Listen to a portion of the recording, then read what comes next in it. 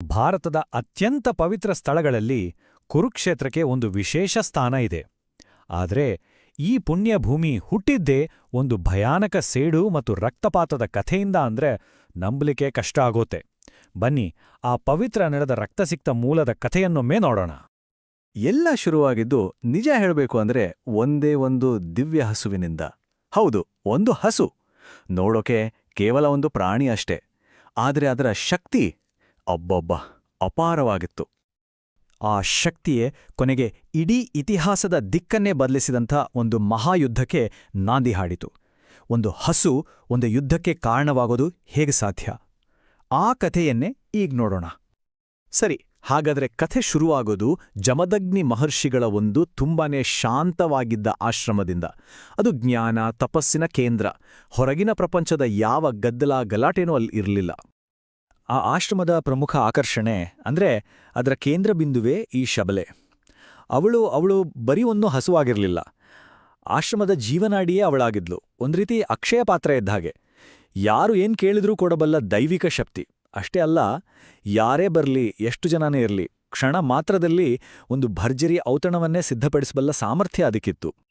ಆದ್ರೆ ಅಯ್ಯೋ, ಆ ಆಶ್ರಮದ ಶಾಂತಿ ಇದೆಯಲ್ಲ, ಅದು ಬಹಳ ದಿನ ಉಳಿಲಿಲ್ಲ. ಯಾಕಂದ್ರೆ ಅಲ್ಲಿಗೆ ಎಂಟ್ರಿ ಕೊಟ್ಟ ಅಹಂಕಾರಿ ರಾಜ ಕಾರ್ತವೀರ್ಯಾರ್ಜುನ. ಅವನ ಆಗಮನದಿಂದ ಎಲ್ಲವೂ ತಲೆ ಕೆಳಗಾಯಿತು. ನೋಡಿ, ಕತೆ ಹೀಗಿದೆ. ರಾಜ ತನ್ನ ಇಡೀ ಸೈನ್ಯದ ಜೊತೆ ಆಶ್ರಮಕ್ಕೆ ಬಂದಿದ್ದ. ಜಮದಗ್ನಿ ಮುನಿಗಳು ಶಬಲೆಯ ಸಹಾಯದಿಂದ ಒಂದೇ ಕ್ಷಣದಲ್ಲಿ ಎಲ್ಲರಿಗೂ ಭರ್ಜರಿ ಊಟ ಹಾಕ್ಸಿದ್ರು.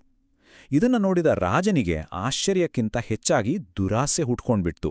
ಆಹಾ, ಈ ಹಸು ನನ್ನತ್ರ ಇರ್ಬೇಕು ಅಂತ ನಿರ್ಧಾರ ಮಾಡೇ ಬಿಟ್ಟ. ಪಾಪ, ಋಷಿಗಳು ಎಷ್ಟೇ ಬೇಡ್ಕೊಂಡ್ರೂ ಅಧಿಕಾರದ ಮದದಲ್ಲಿದ್ದ ರಾಜ ಕೇಳಲಿಲ್ಲ. ಬಲವಂತವಾಗಿ ಶಬಲೆಯನ್ನ ಎಳಕೊಂಡು ಹೋಗೇ ಬಿಟ್ಟ. ಇಲ್ಲಿಂದಲೇ ನೋಡಿ ಅಸಲಿ ಕಥೆ ಶುರುವಾಗೋದು. ಆಶ್ರಮಕ್ಕೆ ವಾಪಸ್ ಬಂದ ಪರಶುರಾಮನಿಗೆ ವಿಷಯ ತಿಳಿಯಿತು. ಯಾರು ಈ ಪರಶುರಾಮ? ಜಮದಗ್ನಿ ಋಷಿಯ ಮಹಾಕೋಪಿಷ್ಟ ಮಗ. ಅಷ್ಟೇ, ವಿಷಯ ಕೇಳಿದ ತಕ್ಷಣ ಅವನ ರಕ್ತ ಕುದಿಯೋಕೆ ಶುರುವಾಯಿತು. ಸೀದಾ ರಾಜನ ರಾಜಧಾನಿಗೆ ನುಗ್ಗಿ ಅವನ 1000 ತೋಳುಗಳನ್ನ ಕತ್ತರಿಸಿ ಅವನನ್ನ ಕೊಂದು ಶಬಲೆಯನ್ನ ವಾಪಸ್ ಕರ್ಕೊಂಡ್ ಬಂದ. ಅಲ್ಲೇ ಆ ಕ್ಷಣದಲ್ಲೇ ನ್ಯಾಯ ತೀರ್ಮಾನವಾಯಿತು. ಆದ್ರೆ ಈ ಸೇಡಿನ ಆಟ ಇದೆಯಲ್ಲ, ಅದು ಇಲ್ಲಿಗೆ ನಿಲ್ಲಲಿಲ್ಲ.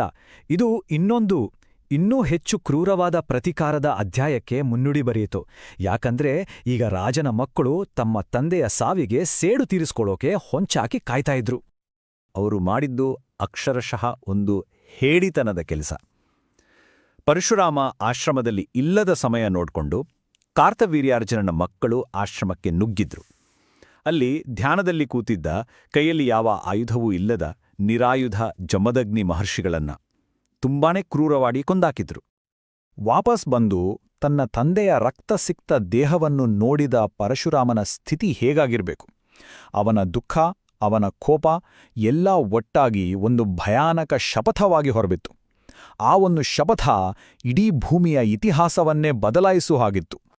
ಇಲ್ಲಿ ಈ 21 ಅನ್ನೋ ಸಂಖ್ಯೆ ತುಂಬಾನೇ ಮುಖ್ಯವಾಗತ್ತೆ. ಯಾಕೆ ಗೊತ್ತಾ? ತನ್ನ ಗಂಡನ ಹತ್ಯೆಯನ್ನ ಕಣ್ಣಾರೆ ಕಂಡ ಅಸಹಾಯಕ ತಾಯಿ ರೇಣುಕಾದೇವಿ ತಡೆಯಲಾರ್ದ ದುಃಖದಲ್ಲಿ ತನ್ನ ಎದೆಯನ್ನ 21 ಬಾರಿ ಬಡಿದುಕೊಂಡು ಅತ್ಲು. ಆ 21 ನೋವಿನ ಆರ್ತನಾದಗಳು ಪರಶುರಾಮನ ಸೇಡಿನ ಬೆಂಕಿಗೆ ತುಪ್ಪ ಸುರಿದ ಹಾಗಾಯ್ತು. ಆಗ ಪರಶುರಾಮ ಮಾಡದ ಭೀಕರ ಶಪಥ ಏನು ಗೊತ್ತಾ?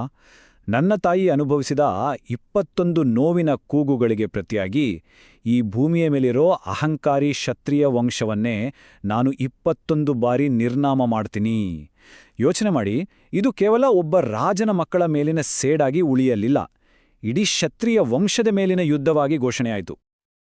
ಹೇಳಿದಂತೆಯೇ ಪರಶುರಾಮ ತನ್ನ ಶಪಥವನ್ನ ಪೂರೈಸಿದ.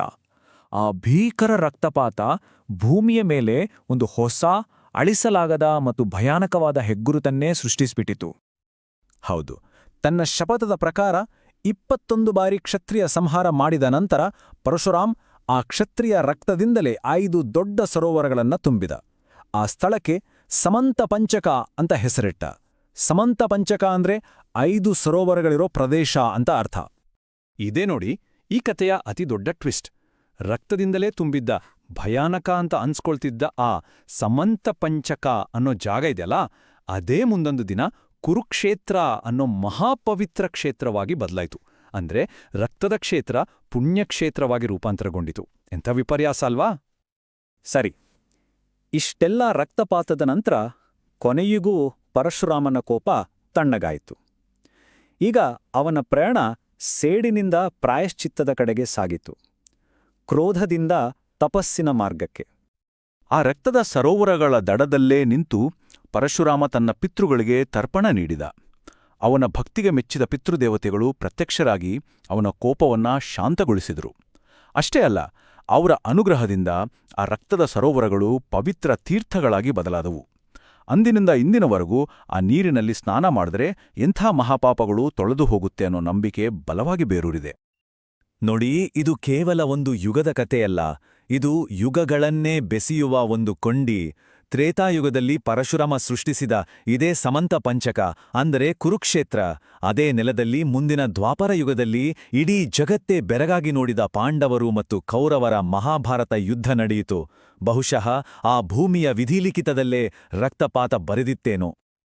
ಕೊನೆಗೆ ತನ್ನ ಸೇಡು ಮತ್ತು ಪ್ರಾಯಶ್ಚಿತ್ತ ಎರಡನ್ನೂ ಮುಗಿಸಿದ್ಮೇಲೆ ಪರಶುರಾಮನು ತಾನು ಗೆದ್ದಿದ್ದ ಇಡೀ ಭೂಮಿಯನ್ನ ದಾನ ಮಾಡಿಬಿಟ್ಟ. ಮನಃಶಾಂತಿಗಾಗಿ ಮಹೇಂದ್ರ ಪರ್ವತಕ್ಕೆ ಹೋಗಿ ಕಠಿಣ ತಪಸ್ಸಿನಲ್ಲಿ ಲೀನನಾದ.